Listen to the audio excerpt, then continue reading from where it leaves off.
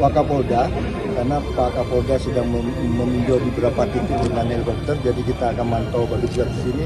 Sampai dengan hari ini tidak ada informasi atau laporan yang tentang kejadian-kejadian yang menonjol. Semua berjalan bagus dan kita merasakan betul-betul masyarakat Aceh itu sudah sangat mengerti artinya pencoblosan. Semuanya dengan sukaria, tertawa, senang mencoblos pilihannya masing-masing. Tidak ada arahan apapun, mereka mencoblos sesuai hati nurani. Dan syukur alhamdulillah cuaca sampai dengan saat ini Pak BMKG menyampaikan juga seluruh Aceh tidak hujan ya Pak ya, alhamdulillah supaya kita doakan semua lancar, nanti saat menghitung juga semua lancar, tidak terjadi insiden apapun.